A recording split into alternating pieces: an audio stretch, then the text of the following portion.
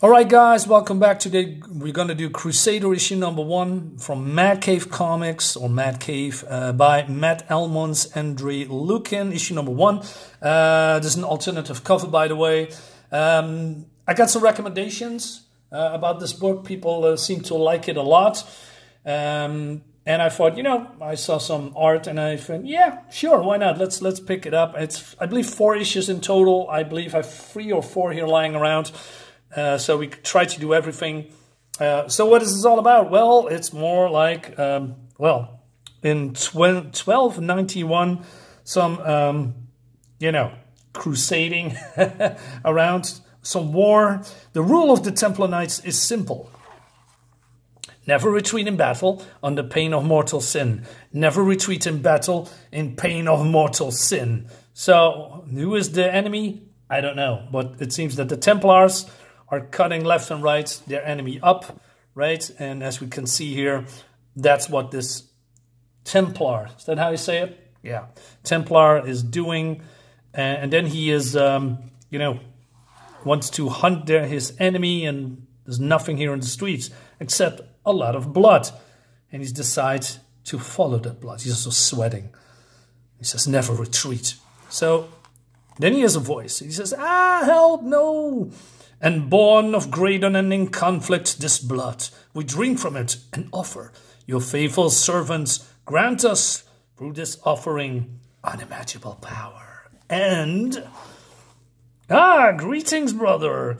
Do you wish to revel in our long-awaited glory? So the Templar says, you would desecrate the Holy Land, our Holy Land, here in its hearts no less. Blasphemous.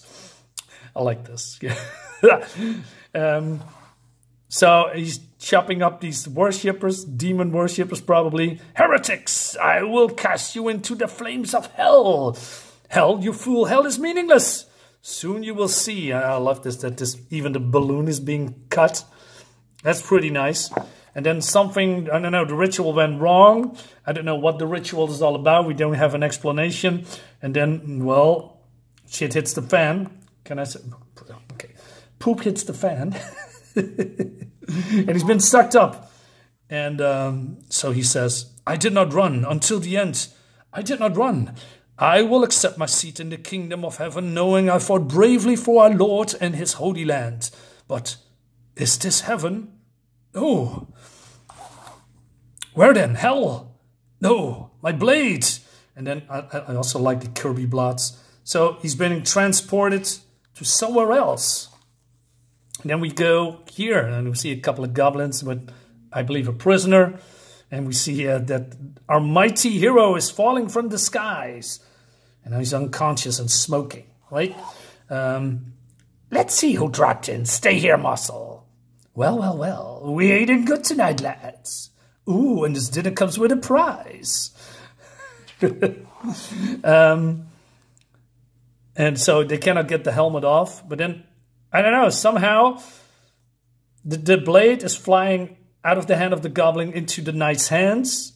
And he's just chopping it up. There's a lot of head lopping. Is that how you say it? Lopping of heads? Maybe that's a title. But what is this? Is this an enchanted blade or something? How does it work? I don't know. Maybe we get an explanation. Maybe we don't.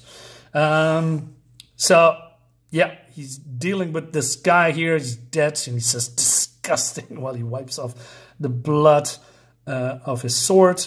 The other one's fleeing, and then the morsel, that is about to be eaten, is talking to them very rapidly, and he says, be silent, demon!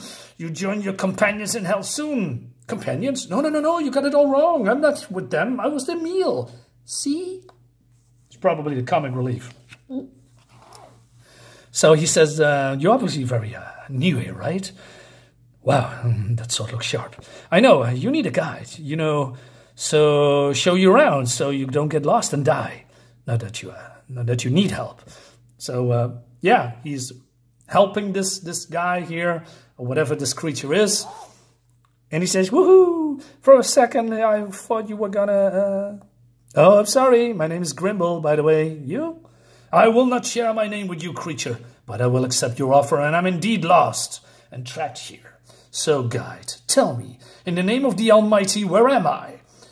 So he says, follow me. Yeah, it's better to show you. So he says, welcome to the Beastlands. So the knight says, are there any other humans here?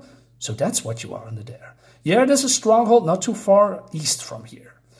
So we'll, but before we go any further, we go, well, I'm a little bit too soon. Basically, he says, so he says, wait a minute, hold on.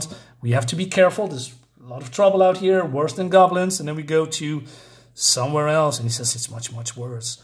So whatever this creatures is, a lot of weird creatures. There's a battle here, dead horses, dead knights, monsters, I guess, wizards probably, or not. And so then the dead horse is awakened, and he says, Pilgrim, Pilgrim, enough of you in wallowing, rise, we have need of you. What is it this time, more blood? No, we have felt an incursion, someone or something from beyond our world here now.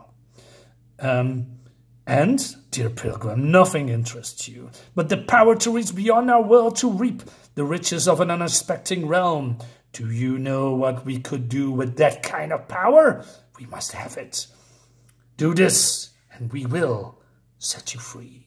So this is probably the spirits or demons that is inhabiting this creature. That is, I believe, disintegrating, dissolving, I don't know. And he says, do not make light of this wretch. You could not possibly understand that kind of power.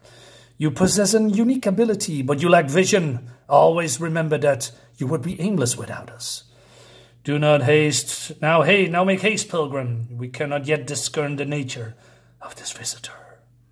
Oh, yes, of course, my masters.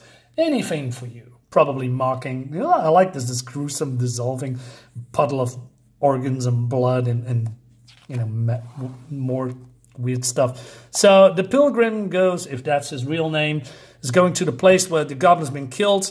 So, and he hears something, and he says, I'm just a visitor here. I'm some traveler passing through.